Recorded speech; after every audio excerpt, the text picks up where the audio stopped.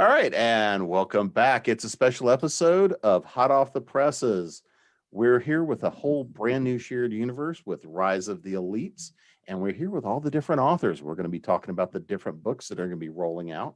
I'm going to start by jumping over to Jessica, and I'm going to let you introduce your writers. All right. Well, thank you again for having us. I had a ball creating this world inside my mind, and I'm just so happy that the authors have agreed to be a part of this process. It's new and it's exciting. I'll start introducing myself and then we can go around. For those of you who don't know, my name is Jessica Cage. I am a USA Today bestselling author of fantasy books that feature strong characters of color. And like I said, this is my brand new mind baby, and I hope to be able to do this again soon. So fingers crossed it's a success. But if you want to go around and you guys, I guess we can start with Lacey because she's like right next to me. So cool. I am Lacey. I write dark paranormal fiction. I also do some young adult. I enjoy, I'm a nerd through and through. I love Comic Cons. I'm a Trekkie. So you'll find me at places like that, well, when they start up again. But I love writing about just how identity unlocks power. So in every story I have, once people embrace who they are, just that part of them that they've been denying, that's when their power sort of kicks in. So I just have fun like creating stuff like that, because I actually did a young adult piece called Homegoing, where the main character, he's a 4-year-old necromancer, and he wakes his grandma up at her homegoing. Like, she is the customer in the casket, and he wakes her up, and it gets interesting from there. But it's just nice playing with those what ifs. So yeah, that's it. Thank you. Kish Knight is next. Hey, I'm Kish Knight, and I like to say I'm a young adult / new adult author of urban fantasy and a little hint of paranormal romance. I like to write novels that are, I guess, non-typical. I always have non-typical characters that, they don't follow the typical mold. The story doesn't go in the typical order because I'm different. I'm weird. I like things like that.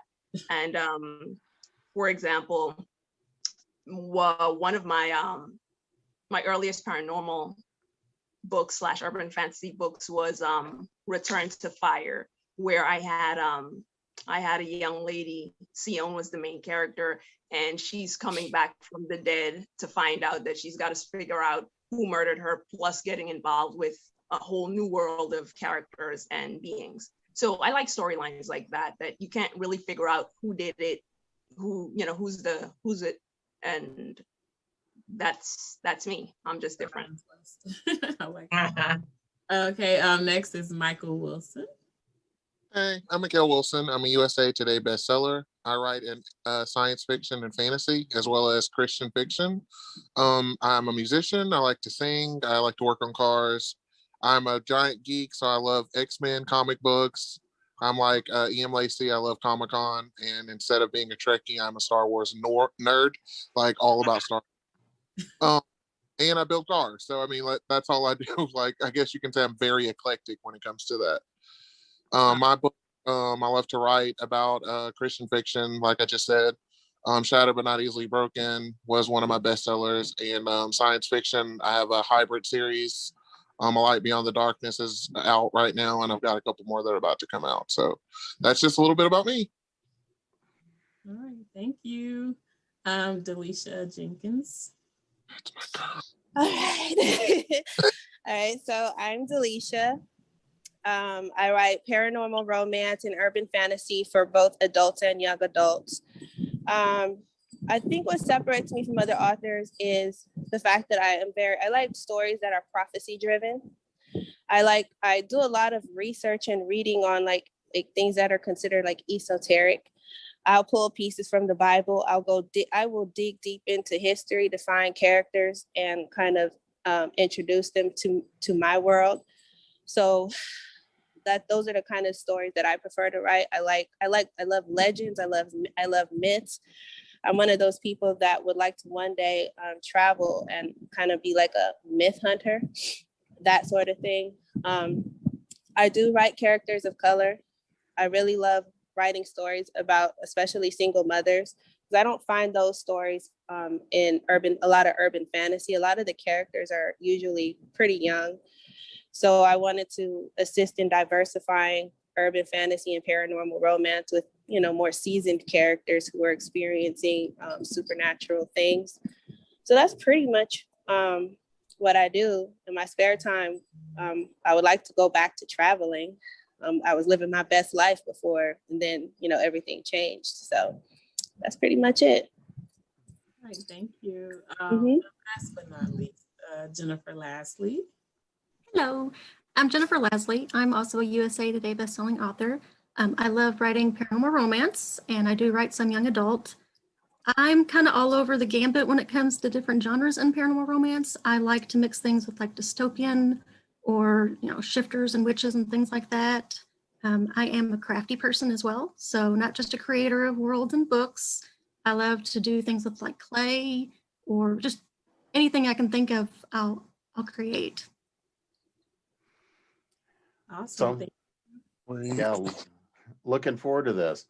So Jessica, let's actually start. How did you come up with this world? Tell us a little bit about this world, that everybody else is working in. So I came up with the world, it was like November of 2019, I want to say. I just kept having like images in my mind of this world that was controlled by supernatural beings, where humans were never a part of the spectrum, right? And they had these different fashions, and each sector had their own leader. And as it was coming together, and I was piecing it like, oh, this would be good if, each one had its ruler, and the rulers are being challenged in some way. And I was like, well, what if I did this, but like use this as a way to help other people or other authors kind of cross promote their work? Because I have seen shared worlds done, but I was like, I want to do my own one, like where I control the rules of it. Because I think for me, I write in other people's worlds, and I'm like, I want to change things. I want to tweak it. So I was like, well, this is an opportunity for me to do that, but make it more of a collaborative build as far as some of the magic and rules. Like we had discussions about some of the things that were happening within the world. So while it was based off of my idea, each author had their input as to, what can we add to the world, or, we had real discussions about some of the rules that I put in place, and like, does this not work for you guys? Because I know how difficult it is to like step inside someone else's, structure and say, okay, now create a story. But it really came to me, I didn't have any specific particular character in mind or anything. It was just the world itself, and then the overall field of what it was going to be. And then I think I actually reached out to Delisha first when I was like considering making this something that I would share with people, like, okay, what do you think? Like, I don't know how I've never done anything like this before. But it actually turned out to be this really fun collaborative effort, and I'm super excited for how it turned out. Let's find out a little bit more about the books that you guys have got coming out. So Em, let's actually start with yours. What's your story about? Trials of the Black Throne. That one's about a girl who has grown up in just the Chicago South Side. She doesn't know that she's half orc, so she has no idea that this whole other world exists. And as the story continues, you find out that there are other people, our villains, who have sort of kept her presence masked. So when the elites fell, she knows nothing about it. And then they kept, a lot of her, her presence, masked. So she basically has a couple days just to just basically get to where she needs to be to claim, her status. And also come to grips with, wow, there's another world. Wow, I'm half orc. Okay, what is this? So it's a lot for her to process, on top of she has these, responsibilities and these new abilities as well. So I think it's pretty cool because it does mesh with a little bit of her life on the other side and her new life to Penumbra. So it was interesting first to have an orc to be like a hero, and that because they're known to be just really aggressive in the fictional world. They're just like vicious and war, just they're war hungry, like they like war. And her goal is her drive, her goal is to bring peace between her world and the human world. And it was interesting just building the story in and of itself. Like, what would that be like? Okay, you wake up one morning and your whole, like, there's always, like, change is always a surprise and it's an adjustment. But you wake up and like, okay, I am heir to a throne. Oh, I am, all this stuff has changed. But in your regular world, it's a little twist on the Harry Potter. Like, your regular world, you're invisible. Nobody really knows much about you. But then in this other world, you're royalty. And to walk into that, to get over your hangups, like self-esteem issues, you got all these challenges as a person, and then you have to adapt to this new environment. So that's the gist of what my story is, without giving too much away. But that's basically her journey. So Kish, what about yours? Okay, so my book is the last book, the sixth book. It's Fellowship of the Last Fallen, and my characters are angels. So the main character her name is Dix, and she is one of the fallen. So her parents belong to a group of angels that they were cast out from heaven. They left, whatever happened back in the day that caused them to leave, which she's actually going to find out a little about. But whatever happened caused them to leave, and now they're all living in the human world. But for her, she still believes in the old ways of the angels, the old world and everything. She's the only fallen that still believes. And for her, she knows that she's basically a stain. She's one of the fallen, but she's completely shocked to find out that she's been chosen as the next elite. So she really doesn't know what she's walking into, because this is the first time that she's being basically allowed to enter back into the celestial world. And she thinks it's all roses, like, wow, I'm fallen, but I guess I'm forgiven. I've been chosen. But she really finds out that she's walking into a huge mess. Plus, there's actually a little bit of controversy about her rising, about her being chosen elite, which she comes to find out. And she's not going to be happy about it. I can't, say it's a spoiler, but the other thing that happens for her is that every elite in, from her world, they have cabinet members, which is, their support staff. But for her, before she can, be thrown, her cabinet quit. They don't accept her. They just leave. So for her, she's now the new elite. She's got to learn a bunch of stuff. She doesn't have any support. The cabinet members have left her. And she also finds out that we've got big problems in our world that they need her to fix in a short amount of time. So she finds out that the higher level of angels, higher than herself, they're almost like living gods. They're unhappy with the way their world has been running, and so they've released flames that can't be put out. They were created with an angelic spell, and so it's her job now to figure out how to stop this and save their world. So she's really got a lot on her plate. And she just really didn't know what she was walking into. And there are so many little secrets floating around that she's going to have to work around, figure out, so that she can actually save this thing and, win the day, basically. So that's Fellowship of the Last Fallen. What about you, Michael? Thanks. Hey, how are you doing? Well, my book, Ascension of the Blood Throne, starts out with two teenage girls on a subway. They're going to get some pizza, and there is a prince from Penumbra who is actually there looking for a bride. And he bites both of the girls, and turns out one of the girls is a little more stronger than he had hoped that she would be. After he has chosen his bride, her best friend actually turns out that there's a lot of secrets about her that come to light that he or she didn't know about.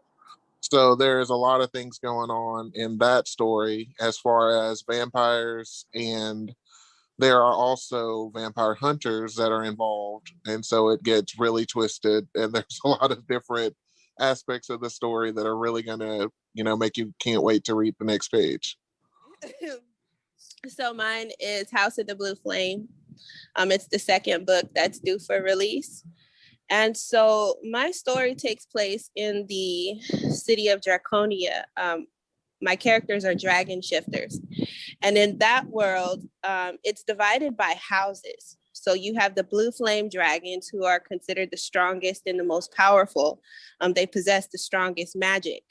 And then you have white dragons, ice dragons, sea dragons, red dragons, also known as the Vulcans, and you have shadow dragons. So each house is it's like a hierarchy. So with the shadow dragons are at the bottom of the barrel, and the shadow dragons have been at war, or there's always been tension between themselves and the Vulcan family.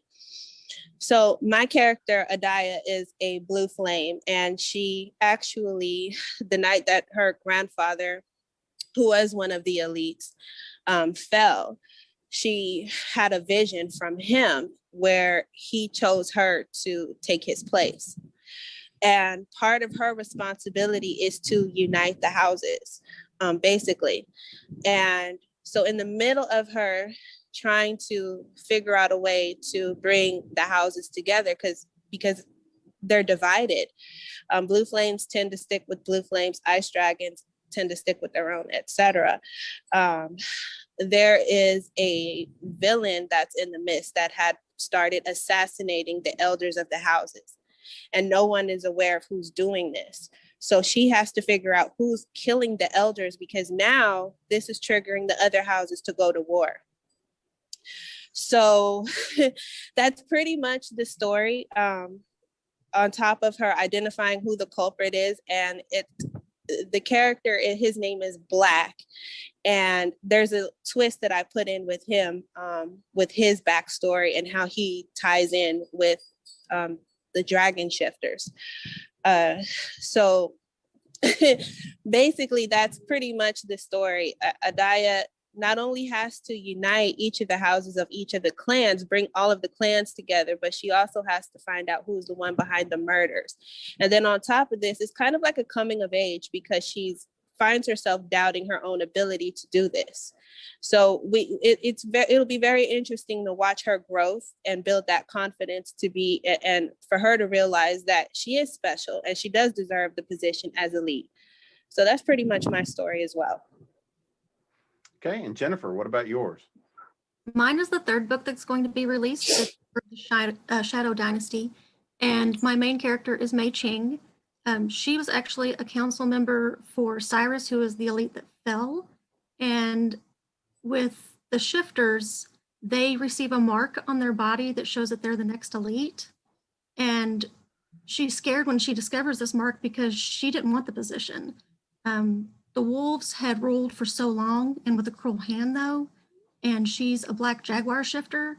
So she's reluctant to take the position, but she knows that there needs to be some kind of change. On top of her being the next elite, the High Spirit has also tasked her with finding the cure for a virus that's been ravaging through the shifters. And her mom is actually... Amazon is here. Can you go to Sorry. So she's got to deal with two tasks, basically. Live for the next 30 days and survive all of the trials that she has to go through. Find this cure that the High Spirit told her was out there. And then on top of that, she finds out that the guy that's been helping her is actually her one true mate. So she's got a lot going on. And Jessica, what about your contribution for the series? So mine is the first to release. No pressure. So it's called Reign of the White Phoenix, and it is about my main character, who is a an anomaly in her species. So for our world, there's only two phoenix. You have the red flames and the blue flames. The blue flames are a lot more unique. They come up about very rarely, so they have become like the upper hand of their world, right? So they're treated like the kings and queens of the Phoenix people. And then the red flames are just kind of like your everyday worker people. They're okay. But then over the last century or so, there has become an issue where we're having people born without flames. So they mature and they never get their flame. And they have become the flameless, which they're starting to be treated like the slaves almost of her world. And now my character, she Elsfair is her name. She was actually raised away from Penumbra on Earth inside of a sanctum, a sanctuary that they could protect her because she was actually born different from every other Phoenix that has ever existed. She was born with white flames. So, and then typically a new Phoenix has to mature before they gain their wings and they have access to their fire. Elsfair is different in that way. So they had to protect her because they was like, okay, she's special. And if anyone sees her, it's gonna be mayhem, right? So they take her away from Penumbra to raise her and never explain any of this to her, which is like, what the heck? She knows about it. She knows about Penumbra. She learns the history of her people, but they don't exactly share the history of herself, okay? So she's kind of walking into this blindfolded. They didn't expect her to be chosen as the next elite so soon. They wanted her to mature first, and then they would kind of introduce her. That was the plan. But the High Spirit was like, no, we're going to do this now, when she completely doesn't know what the heck's going on. So when she matures, she actually escapes her sanctuary to go into Penumbra. And through her journey of trying to just live her life, because she's like, I've been trying to live my life, forever, but I've been in this little hole that you guys put me in. And now you're telling me that I don't even get to get out of this. I have to go be the leader of these people I've never met. So she actually escapes her guardians and goes on her own little journey into Penumbra, even though she doesn't know what she's doing over there. But then she finds out about the flame list, and she finds out that there are actually now what they call the dark flames, which are the Phoenix people who have accepted darkness into their hearts because they just are so against the way things are going. But this is actually threatening the balance of power in Penumbra as a whole. So now it's her responsibility to fix all of this, or Penumbra itself would be at risk. So there's a lot to unpack in this world. I think everybody can get that idea already. It's a really rich and really packed world. Yep. So looking forward to this myself. Yeah. So as we look at kind of this big world, what was it like for you? I mean, because I don't know yet, how much do your stories intertwine? So with each of the books, is there any interconnecting story that crosses all of them? Because it sounds like you've got everybody's kind of rising up. So this is the first book for each one of these characters. Yeah, it is. So the basis is you'll see the entry to the world where our current elites are meeting at their I don't know what's the word I'm thinking of. They're all coming to commune to shift power. So every decade, the power shifts from light to dark, and that's the controlling power of Penumbra for that period. We have them all coming together to shift the power in the other way. And the High Spirit, who is the entity that controls Penumbra, it's her magic that protects it. She is the one who chooses the elites. She decides, I need new elites, because the balance, as you can hear from the stories, the balance is falling apart in all of these different areas, right? So the High Spirit comes in and she's like, we need to make some change, okay? And typically when an elite falls, is one, maybe two elites at a time. They've never seen so many elites fall at one time. So that's the connecting point, is that all of these elites have fallen, which leaves Penumbra kind of hanging in the balance while we find out who is going to be the next person to control their areas and not destroy the balance of this place. Because the whole thing is like, we have to keep the balance. We have to keep us protected because we don't want humans being able to come over here with all their nonsense. Yep. I know that you guys can speak on this. I know that we've kind of stayed away from crossing our stories too much. But say if I want to use a shifter in my story, I have to go to Jennifer because she's like queen of the shifters for this world.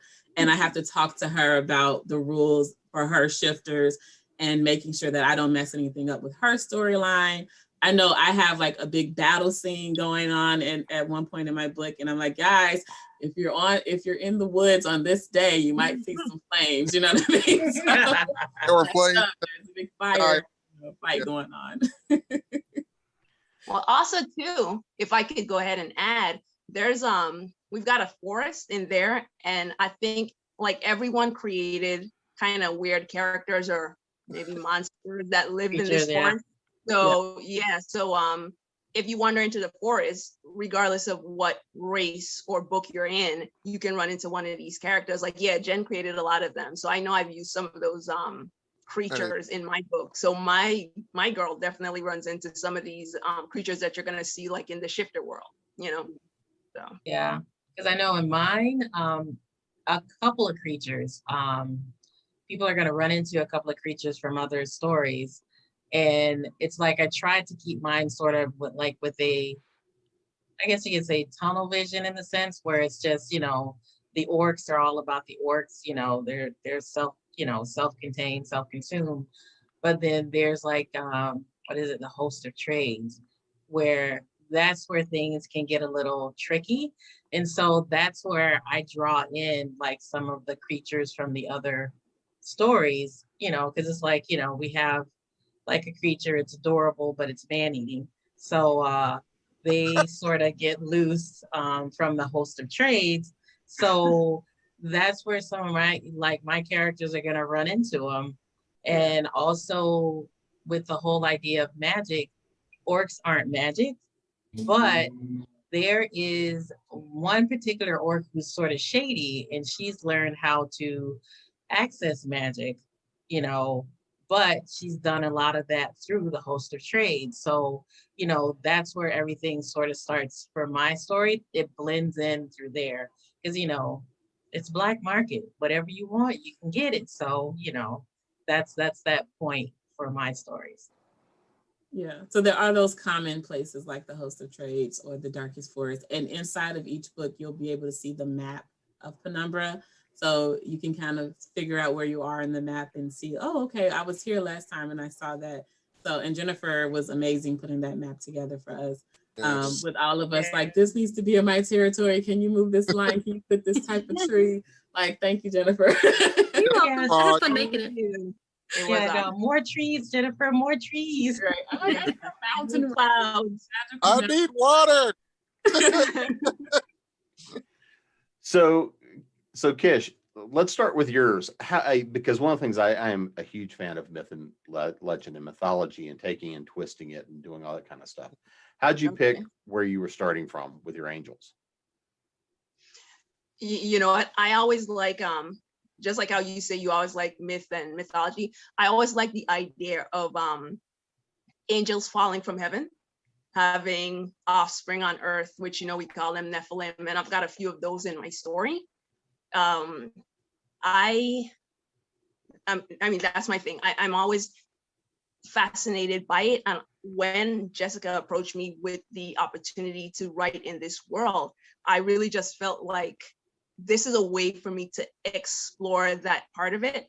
Like our area, my book, my collective area, it's called Fifth Heaven. And that's actually, a real term that is used when they talk about the fall. That's like where supposedly, angels fell from. And I'm not going to go into it, but I explore why they fell. And it's not going to be what anyone would have anticipated or thought. But I really wanted to get into that, like what causes supposedly good creatures or beings that have everything, what causes them to go in the other direction? And it might just be simple things. It might be human driven emotions that causes this. And I just really wanted to kind of unpack that.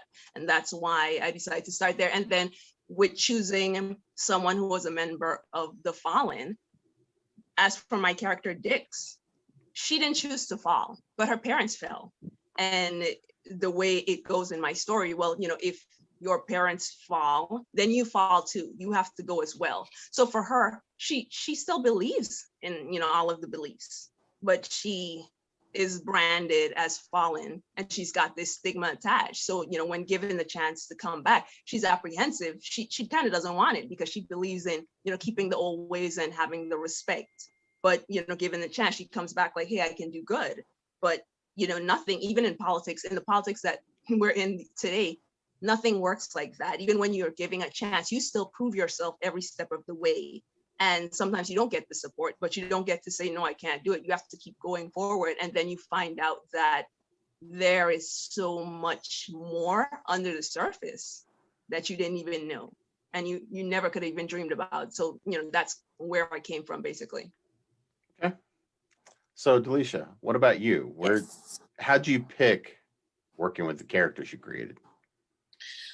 I have a deep fascination with dragons, and I always wanted the opportunity to write a dragon fantasy type story.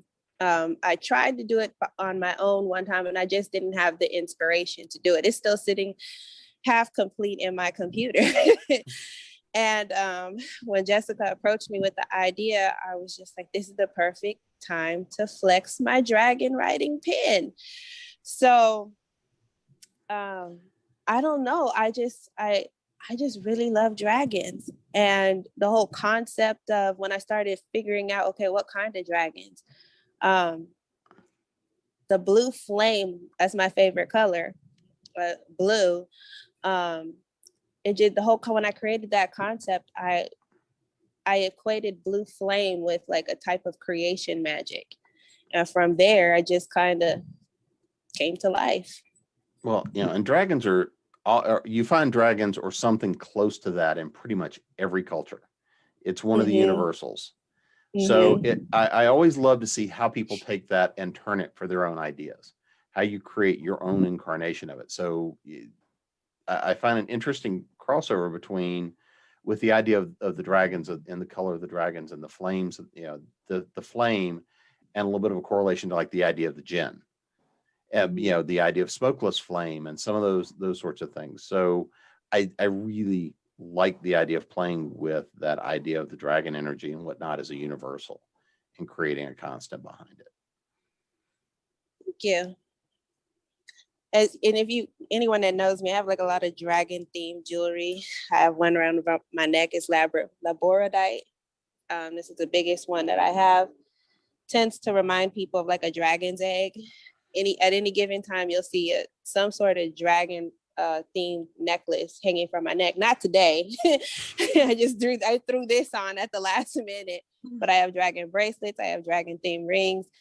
Yeah, she's always posting her dragon set. Like I have a bunch of dragon figurines, and I'm like, oh. And then Delizhia will post her collection. I'm like, I have nothing.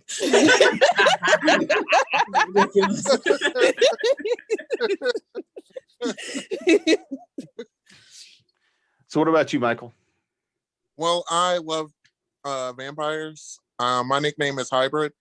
My nickname has been Hybrid since before junior high school. My vampire story is like a journey. So they're trying to do self-discovery. When the prince finds out what he finds out, so I can't really tell that part yet, but gonna find out something. He is actually going to be the only heir to the throne, and finding that out is going to completely rock his world. And then he's going to be in love with someone who doesn't want him. And I mean, we've all been there before, when you find someone that you want to be in love with and you want them to be with you, but they don't want to be with you. And then to find out he's not the heir to the throne, and then he's have to go on a quest to prove that he is the rightful heir. So that's where Ascension of the Blood Throne comes in. And if you notice on my cover, there is a female on the cover, not a male. So perhaps this other person that has a right to the throne is a female, and just so might happen to be one of the females that he met on the subway. So like I love to do a lot of twists. I was trying to point to it, but I forgot I'm in mirror mode. So I'm like, wait. I saw that. Yeah, no, it's that. Yeah. The book dance. Yeah. So I got a question for you on this. And so since you also like to write in Christian fiction areas, did that inform some of the way you wrote the characters and some of the way you wrote the story? No, I'm a PK. I'm a preacher's kid, but I've always been really big into science fiction as well as fantasy. So like, it's really, really weird for other people to be like, aren't you in the church and you like vampires? I'm like, yeah. So like, I'm a complete opposite of what you would expect a preacher's kid to be. Like, if you open it up and then find out that I write about vampires and stuff, a lot of people are like, okay, that's weird. Like, you know, like, but then I also write Christian fiction. So like, it never inspires. I didn't stay away from the validity of vampires or what they do. I didn't try to like, you know, sugarcoat them or anything. They're real vampires that have real issues that really live on human blood. There is no, you know, I'm going to save the world kind of vampire thing. It's, you know, they're all for their people, but they're not gonna like not be vampires, you know. So don't look for a Bible-toting vampire in my book. All right. Look for the vampire that's like Vampire in Brooklyn that will, if you're walking in the park by yourself, you better not be doing that. So yeah, that's A walking snack pack. Yeah, basically. You know, it's a hot pocket. That's all it is. Just pick them up, take them with you. What about you, Jennifer? Well, when Jessica first approached me, I know we had to figure out, you know, what group of people we were going to write about, and I decided to pick shifters. But I didn't want to do the typical like wolf shifter thing, even though there's wolf shifters in the book. I ended up making them the bad guys. So I decided to do some research, see what I wanted to do, and ended up picking a black jaguar.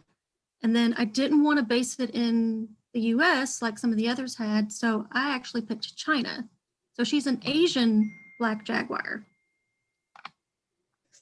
But that was pretty cool. Yeah, that's awesome. How'd you decide to Are you go? pointing? How'd you decide to go that path? Honestly, it was just a look at some stuff, see what kind of shifters I wanted to do. Yeah, I like writing shifters, and I've wrote wolf shifters before, but I wanted to do something completely different from wolves. It was interesting making the wolves the bad guys because they had ruled the shifter population for so long, and the Cyrus was actually ruling with a very cruel hand. There's actually a moonstone necklace in the book that the elite inherits when they take over, and it can help control the shift of any shifter in their community. And he used to abuse it and torture people with it. And that's why she wanted to make some change. She wanted to be able to bring peace to the shifter community.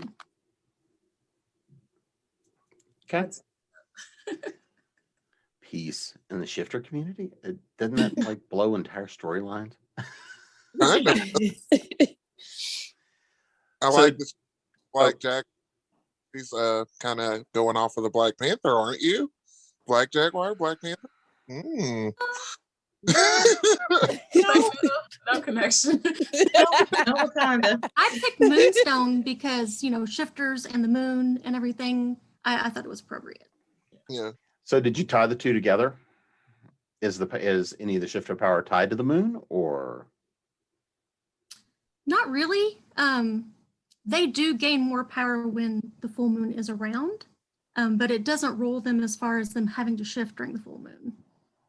And the moonstone was actually created to help bring peace, even though Cyrus didn't use it that way. It was supposed to help like break up.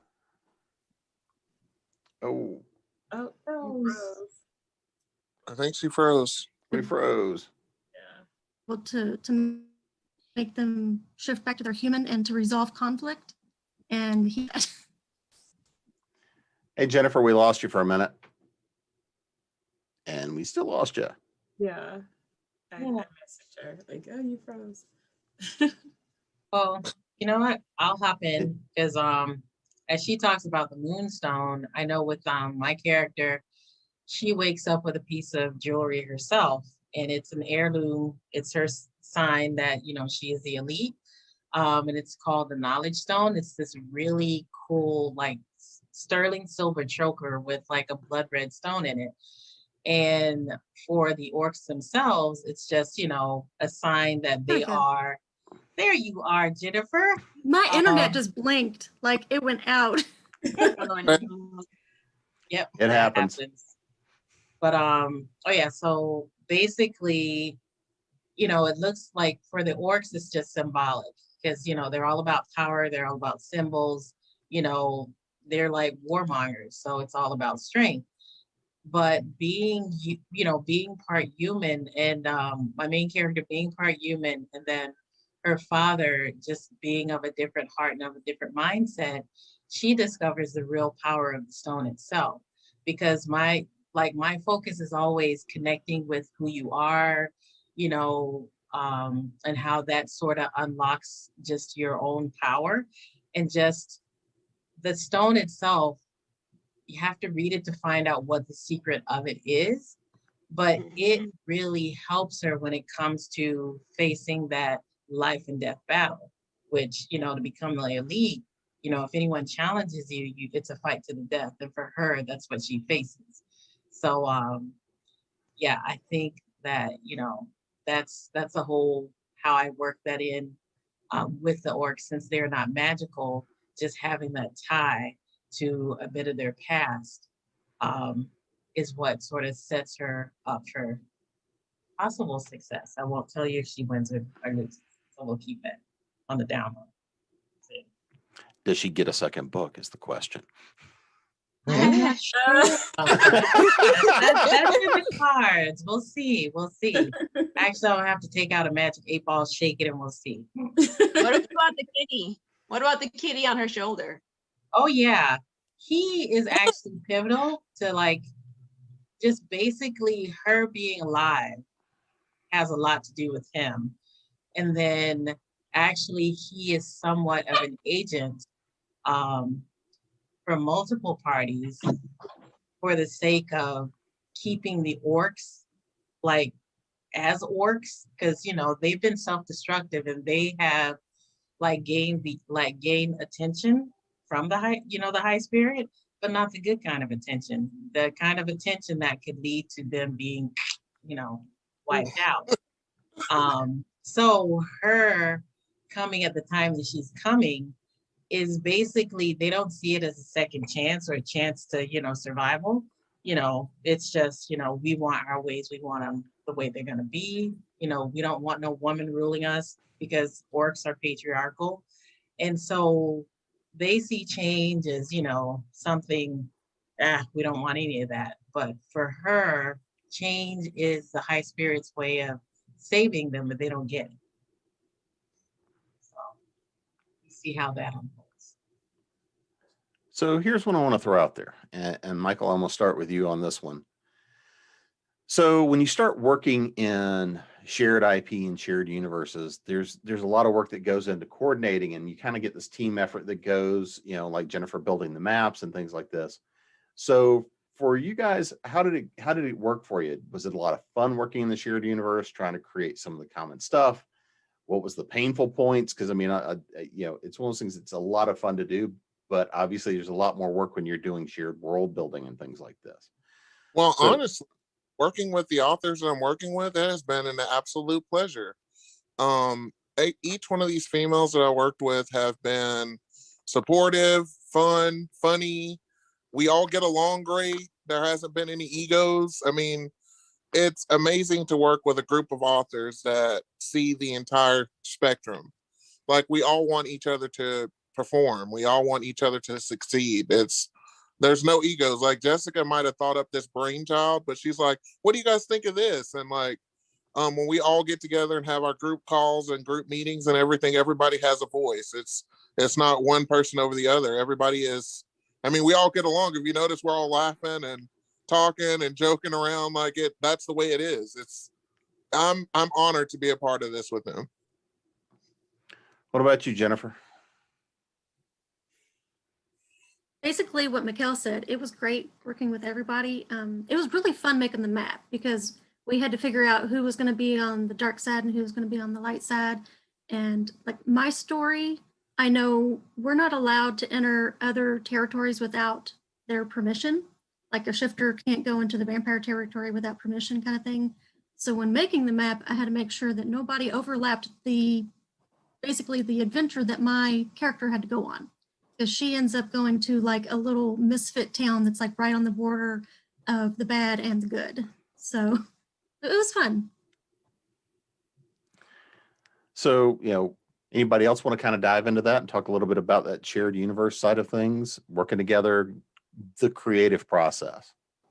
Sure. I will say that though this is my brainchild, I had to control myself as far as writing, because the way I naturally write, I world build as I write. So this was a whole different story, a whole different process of having this world build there and being like, you can't go away from this world build. So I had to like smack myself on the hand a couple of times. Like, if you change this, it may really mess up 5 other books that you're not writing. So that I think was the most challenging part. But like Mikael said, I wanted it to be a collaborative thing. I didn't want to be like, this is my world and you guys are writing in it. Like, I wanted this to feel like this is our baby together. But then that also meant, like I said, slapping myself on the hand, like, don't you do that. That's not what y'all agreed on. Yeah. And I will say with the shared world, I think, like it's unanimous. We all get along, we could all approach each other and talk to each other and collaborate. And I feel like, just even tapping into other people's ideas, like let's say using the creatures from other people's stories, that actually enriched and enhanced my story, and I feel like even though they're not quote unquote the same story, they're all sort of tied together, just from like the different bits and pieces that we've been able to collaborate with, when it comes to the creatures, even the rules for the magic, and just, getting the heads up, hey, there's a firefight in the forest, stay away, just having that as well, and it's just fun, having like that, though they're not tied, they sort of are with like different events, seeing a firefight in the sky. Oh, fireworks? Nope, that's the phoenixes, so just knowing, just having that little, tie in together. I think that's cool. Yeah, and that world doc that we have, where we were like adding different creatures to it, and it just got like, let me go see if I have something on the list that will fit this moment. I created tentacled creatures, and I'm like, guys, by the way, if you hear this sound in the woods, look out. Run! And Kish, I believe you created the moving the dark water. Yeah, I have the Darken, which is a body of water that it moves. It does not have a fixed location, and there's a creature inside that basically just signifies danger, problems ahead, so it can pop up anywhere. So it, anyone can use that in their story, where it pops up. And you know what, like I wanted to say before, that since I'm book 6, I really try to use like all of the creatures, because since I'm the last story that they're gonna read, I just wanted to do the throwback to like everything that they saw before. So I had one of my characters like, my mom says that that lake is good luck, and then another character's like, your mom's crazy. Like, yeah, wow, you better run, girl. Run. So this is always the fun part. What's the one thing, and Jennifer, I'm going to start with you on this one. What's the one thing that you kind of learned that really surprised you out of the process of working on the book and working in this project? So if there's one thing that came out of it, whether it was something either you learned about writing, something you learned about the characters, or just something that the story itself, you're like, huh, didn't expect that to happen. You know, what's the one thing that surprised you out of the process? Well, I originally started out writing in the beginning in 2014, being a pantster, basically just flying by the seat of my pants. This one I actually outlined for the most part. I still had a little bit at the end that I needed to do, but I had plot points that I wanted to reach. There comes in a point in time where my characters are in danger in the forest, and something that wasn't in my outline was squirrels. And my editor loves this scene because squirrels, basically, I'm not going to give anything away, but my character thinks these horde of squirrels are about to attack her. And it's hilarious to read. She was like, the squirrel scene, I want you to expand on more. So I actually had to write some more for that scene just for her. Gotta embrace the attack squirrels. I gotta Yep. read. We had those on my college campus. So Jessica, what's the big thing that surprised you out of this? The biggest surprise of all of this is that I was actually able to kind of give away some of the control. I'm really I hold all of my stories to the, don't look at it till it's ready. You know, I'm very protective, but I couldn't do that 100% because I need to reach out and make sure that everything is meshing with everyone else. And giving up, like I said, this is a collective thing. Like, what do you guys think about this thing happening? What do you think about this creature? You don't have to ask that of anyone when you're writing your own story. So I was like, I don't know how I'm gonna handle this, but I was surprised. Like, it was actually a lot of fun to get feedback on the characters, and then also to see what everyone else was coming up with, and how you feel inspired by someone else's way of thinking about something.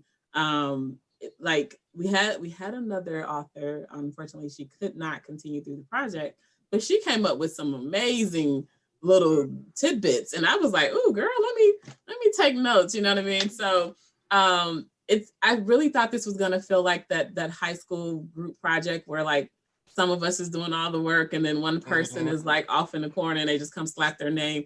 It was not like that. It was like every single person present and focused. And I'm like, that surprised me because I was ready for like us to have at least a couple people where like, if y'all don't get it together, but we didn't have that. And I'm like, I don't know if it was luck or what, but it was a great experience. What about you, Em? I know this is the first book I've outlined, like from start to finish. But I noticed that, you know, a lot of my outline has been chucked. I like plotted out the characters and everything else. And then literally, I think it was chapter 3, another character snuck in there. And I'm like, whoa. And he's like one of those kind of characters that you have your villains, but then you have somebody that the villains need to keep an eye on. So he just like surfaced. So it was cool just the way like everything sort of organically like came together, you know, because it's just neat when the characters take over the story. And I felt like in this one, the characters sort of took over the story, and I'm just, you know, I'm the stenographer. I'm just taking notes and putting it together. So I really enjoyed that part, you know, of it. What about you, Kish? Surprise for me, man. I have to say it was my ability to stick within the rules, because you know, like we did, or Jessica did the world building, and there's a certain set of rules. And for me, I when I write, I change things as I write all the time. Whenever, you know, I'm going through it, the story will start one way and it will be a completely different thing by the end. But I'm really surprised at myself that I was able to stick within, you know, the set boundaries. There was like one particular thing I wanted to push back against, but it worked out really well for my story. So that was it for me. What about you, Mikael? Well, I really didn't have anything that was too hard for me. I'm used to writing within a certain story because I always outline all my stories. I think the biggest thing was the fact that usually indies don't get along, especially, you know, they butt heads a lot and they all want it to be about them. But in this one, we were all lifting each other up, like excited. And like when Kish does good, we're like, oh, Kish, do this. And like Jennifer will like, Jennifer. And then, like Jessica was like, how's this doing? And we're like, oh, that's sick. So it's like a different experience when you have 6 amazing authors all joined together for a common goal, which is to get our books out there. So if Netflix or anybody wanted to, like hit us up or anything, we're all for that. Movies, I mean, we'll do, TV, just in case you guys are listening, we'll totally do TV. We'll take some Netflix deals. Netflix, Amazon, Hulu. We're not picky. Yeah, we're not picky at all, right? We'll take whatever. Yeah, Amazon Prime. Let's do Amazon Prime. So now, there's one thing I got to ask here, because Jessica, you brought this up when you were kind of talking about the universe.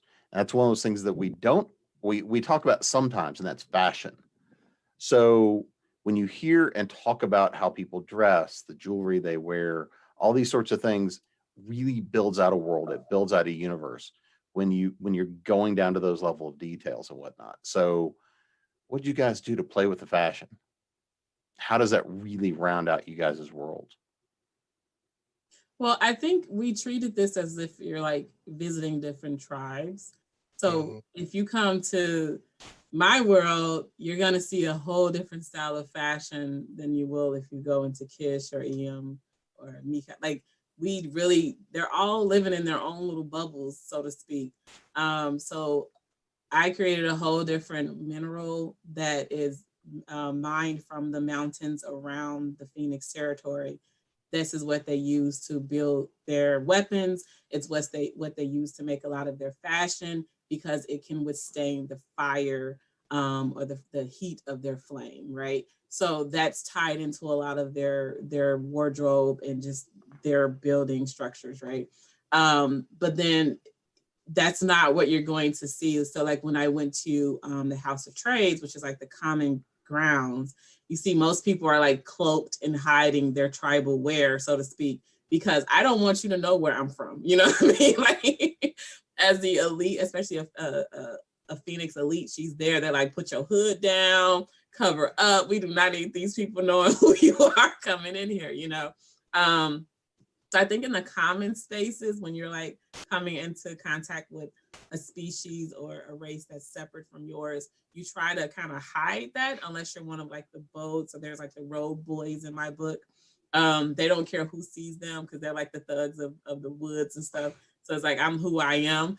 And their wardrobe really reminds me, I pulled a lot from like the 40s gangsters.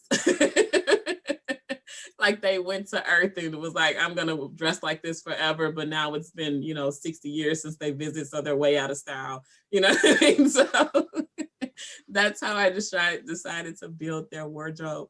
But I think when you go into different territories, as you would like kind of traveling from the US to like Japan or something, we have some of the same technologies, but when you look around, it's like you're in a whole different world. And I think that work to make it feel more like an actual world instead of like one big place.